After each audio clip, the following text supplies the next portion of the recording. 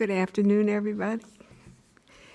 The book I've chosen to read from this afternoon is Life After Life by Jill McCorkle. It's the 10th of this North Carolina writer's 11 published books of fiction. Here's how the jacket flap describes it. Quote, award-winning author Jill McCorkle takes us on a journey through time filled with a sense of wonder at our capacity for self-discovery at any age. Self-discovery at any age. And here's this from the pre-publication Kirkus review of the book. Quote, McCorkle's masterful microcosm invokes profound sadness, harsh insight, and guffaws, often on the same page. Passing the narrative baton are Fulton, North Carolina's Pine Haven Retirement Center's residents, staff, friends, spouses, and even a little 12-year-old neighbor girl. Pine Haven Retirement Center is not exactly like the Forest at Duke, as it is modeled on a CCRC in McCorkle's hometown of Lumberton, North Carolina, where her mother was a resident. But it is, in many respects, as you'll see, I think, very familiar. So what I'm going to do this afternoon is introduce you to 4 Pine Haven residents, beginning with Sadie Randolph. Sadie Randolph is a retired third-grade teacher who has taught every child in town and believes we are all 8 years old in our hearts. Okay, so here's Sadie. Sadie Randolph, can you all hear me okay? It's okay. Sadie Randolph has always seen the sunnier side of life, and she's not sure why that is, just that it is. People criticize it. A lot of people don't like looking at a half-full glass, but she has spent her life doing just that and feels now that she is 85 and bound to a wheelchair, she wouldn't have chosen to live any other way. Even now, there are things to be happy about. She was born to good people. She got to go to school and become a school teacher when many of the people she grew up with were not so fortunate. She married a nice boy she grew up with right there in the county, and she had known her whole life, and he continued to run the hardware store and feed and grain sales, just like his father and grandfather before him. They had 3 fine children, all college educated, and now with families of their own, lived in a 2-story brick house across the street from the Methodist church they attended, and she taught the 3rd grade for 40 years. Horace died young, a sudden heart attack while playing football on Thanksgiving afternoon. It was what he and their sons did every Thanksgiving, a town pickup game known for years as the Giblet Gravy Bowl. He dropped dead and he could not help that. He looked to be in great shape, and there was no warning whatsoever. And of course she was angry and scared at first, and then so heartbroken and disappointed. But he couldn't help it. She had to keep going. At the funeral, she told people she was lucky and blessed to have ever had him at all. She feels the same about her mother, who also died young. She would never trade a minute she had with either of them. The pain of losing people you love is the price of the ticket for getting to know them at all. Horace once told her that if something ever happened to him, she should go find somebody. But she was sure he didn't really mean that, especially when he added, but they better be every bit as good as I am. Well, that's impossible then, isn't it? She had said. That was 8 years before he died, a plain old night in the winter of 1963, the whole world so focused on the young Jackie Kennedy and what on earth she would do now. Sadie almost asked what he would do if she were the one to die young, but she didn't want to go there. She doesn't even like to go there now, with her 85 and him dead nearly 40 years. Of course, he would have found someone, but ultimately it was she who was left behind, and she didn't want to think about any of it. When she doesn't want to think about something sad or hurtful, she does what she instructed her own children and those she taught to do. Close your eyes and go somewhere safe and good. Picture something good. One child even made up a big sign with what he thought were the rules to being happy. Pretend you ain't dirty from playing, even if you are. Think good thoughts. Think about an animal you would like to have. She hung his rules in the front of her classroom, and they stayed there for years. So that's Sadie. And now here is Stanley Stone, a prominent lawyer now feigning dementia to escape life with his son. Stanley Stone can't complain. He lives in a little apartment with a good bed and good light. The windows of his bedroom faced west, so he sees the sun setting over the woods near the interstate. He's got two sons, one a successful software salesman in the Midwest, and the younger one, Ned, a health and PE teacher at the local elementary school. Ned does a little acting with the community theater, and he leases a field just outside of town, and now is known for having the best pumpkin patch in the county.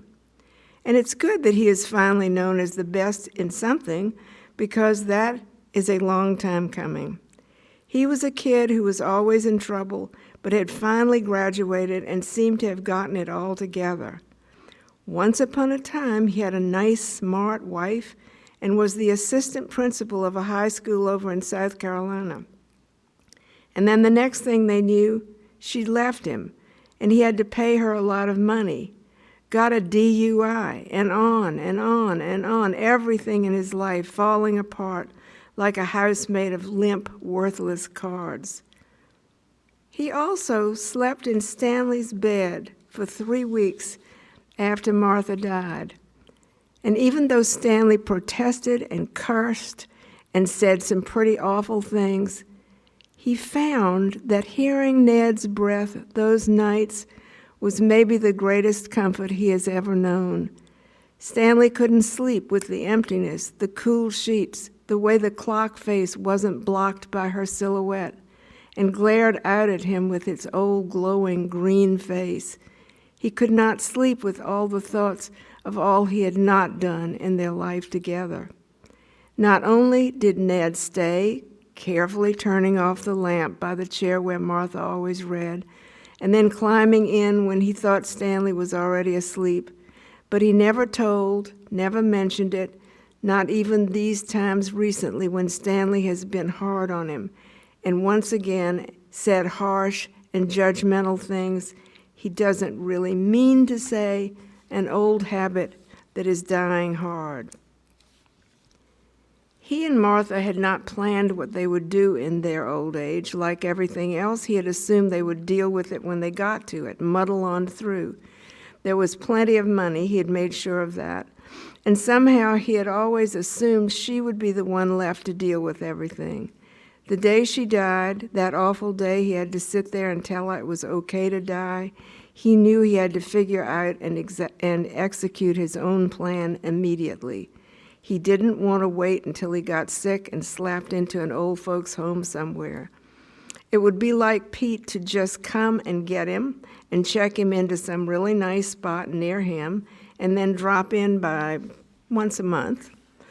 But Stanley wanted to stay in Fulton. He grew up here, and he has lived here for 79 years, and he wants to die here. The past decade has brought Ned back to life, remorseful and reformed, and not willing to leave Stanley's side, but very much alive. Ned wants to be the son Stanley has always wanted him to be, though even Stanley would be hard-pressed to say what that might entail. And though Stanley would not have given anything for Ned's presence all those nights he lay there beside him, it was also his own time of reckoning. He had been a bad father, and he could not let Ned feel all the responsibility himself. Ned was vowing to stay put, live with him, do things together, and that's when Stanley began hatching the idea of what he would do, what he had to do. He would tell his sons first that he wanted to live in a place like Pine Haven, and then when they told him and reminded him of all the times he had said he would never live in such a place, he would convince them that he needed to be there, needed the assistance, and the secure knowledge that someone, a medical person he would stress, is always close by. He knew not to list physical problems because that would have meant many hospital visits and tests. No, the easiest was just to create his own dementia, confess that he was having trouble remembering things, and then focus on something, wrestling maybe, in a way that was obsessive and exhausting. He has never acted a day in his life, but he took the role and has done quite well with it. The hardest part was giving up driving, but small sacrifice if it buys him some time alone and forces Ned to move on. And now we meet Toby Tyler, another school teacher, a smoker, and she's not just a smoker, she likes tobacco products, a lesbian from Columbia, South Carolina, whose beloved mother somehow knew not to quiz her about her personal life.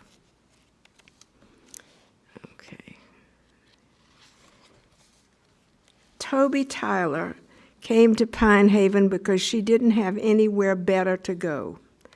She tells people how she pinned up a map and then threw a dart to see where it landed. And that is entirely true. What she doesn't tell is that she followed 4 darts before she got to this one. Each time, almost signing a lease in some retirement village and then getting cold feet. The 5th dart brought her here, and just when she was having doubts, she met Sadie, who told her how she had sent children to the library to check out Toby Tyler books for years and years. I love Toby Tyler, Sadie had said, and just hearing those magic words sealed the deal. Toby had hoped for a sign, and what could possibly be better than that?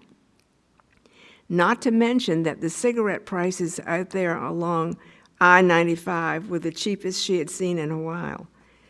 For the most part, her life in Columbia had been good, but it was time to leave. It was getting too hard to keep up the little yard she had loved and tended for so long. The yellow maple she had planted and watched mature over a stretch of 30 years was as beautiful as ever, but she had come to dread the raking and the bagging she found. She feared slipping and falling, even though she is still in pretty good physical shape. She goes over to the exercise room every single day and walks on the treadmill. She takes the chair exercise class, even though it's pretty slow and boring for someone like her. Still, she does it, all the while doing the different kind of breathing exercises she had learned in her old yoga class, where she was the oldest member by at least 20 years. She could tell it made that cute little instructor nervous every time she reared back and tried to do a camel pose, to the point she finally offered to sign a piece of paper that would remove all liability if she fell out dead on the floor. This made everybody in the class laugh, and then they relaxed. They threw her a going-away party after she announced the next week would be her last class, and she left thinking how odd that was the first time she'd learned several of their names, and yet she could have called on any one of them in a crisis. If she saw them in the grocery store or pumping gas, she liked to hold her palms together in front of her heart and say, "Namaste." Everyone found that hilarious, but it was honest, too. She did honor them, and that place deep within where the whole universe resides, where you let go of all those bad things that can weigh you down. But she feared a crisis, always has, and wanted to be prepared before anything happened. Toby Tyler has always lived by the rule of wanting to see trouble before it sees her. If she can see it coming, then she is smart enough and strong enough to come up with a solution. It might not be enough to save her life or change the world, but she could come up with something. She has kept framed and hanging on her wall something given to her when her mother was dying several years ago. Toby was good to her mother, always within an hour's drive to do things for her, and somehow her mother knew not to quiz her personal life. At some point, they turned a corner when her mother no longer asked if Toby had met somebody or if she thought she might one day have babies. It was sweet that way, sweet the way her mother there at the end told her she loved her just the way she is, that in fact she couldn't imagine Toby any other way than just who she is. Of course her mother called her Annabelle, a beautiful name to have been given in life, but not one that ever suited Toby. All right, and finally, we meet Rachel Silverman, recently widowed, whose decision to leave her Massachusetts home and settle in Pine Haven is a puzzle to everybody but her. Okay. Wait, where's Rachel? Here she is. Okay. Rachel Silverman is in the South. God only knows what she was thinking. And yet she thought it, and she chose it, and now she's here in the middle of nowhere, this land of quilts and doilies, yes ma'ams and no sirs, don't mind me, I'll just take a little piece of chicken, I love the neck or a wing, please and goddamn thank you, hot as hell, and surrounded by some sweet tea-soaked idiots she'd just as soon slap as listen to. Thank God they're not all that way, goobers and hee-haw and Judgment Day, but there are enough so that she sticks close to her neighbor, Sadie Randolph, in the suite across the hall, and the little lesbian from South Carolina who loves tobacco products. They were both school teachers, both still capable of and interested in reading the newspaper, and they don't judge their neighbors, or if they do, it's a judgment Rachel absolutely agrees with, like the other day when Toby bit off the end of a cigar and announced she was tired of people trying to save her soul. It's insulting, she said. They don't know my soul from a cat's ass. So Rachel is here, as the big X on the map in the front hall tells her she is here. Pine Haven Estates, retirement village and assisted living, Fulton, North Carolina, not far from the ocean and minutes from Interstate 95, just 700 miles from where she spent her whole life in Massachusetts, which was also just an hour from the ocean and minutes from the same highway. She is here, her last adventure. She has come to see the hometown of her one great love, a man who was not her husband and who likely never would have been. She had 3 glorious months with him in the summer of 1970, which was the year she turned 39. Imagine turning 39 at a time when people still made reference to Jack Benny and found humor in a person never admitting he had turned 40. Now you'd be hard-pressed to find a young person who had ever heard of Jack Benny, and now 39 sounds like someone barely living, still wet behind the ears, their muscles capable of doing all kinds of things they take for granted. They met during one wonderful summer on the Cape, both there alone, and then after that there were occasional afternoons and odd Saturday mornings, some stretches of time more generous and giving than others, until the winter of 1976, when he was out of her life forever. Still, it seems she talked more in those stolen hours than she ever had, and likely the only comparable thing she has known, aside from friends of her girlhood, is her time with Sadie, a polite kinship growing each afternoon and evening to longer conversations and confessions. Sadie is from this town and is well versed in the history and the natives, and yet also seems somehow removed from it all, perhaps by her active reading life, or maybe by her many years living alone. Solitude can do good things for a person, Sadie has said. The interior life is sometimes the only life. Rachel could not agree more. It's how people have survived adverse conditions through the ages, and though one might long for a physical touch, it's not a bad way to go. Certainly there are far worse ways to go. I am never lonely, excuse me, Sadie said just the other night, and Rachel realized that she and Toby both leaned in closer, as if about to hear some great wisdom pass their way. Wait a second, y'all. There's more. A little bit more.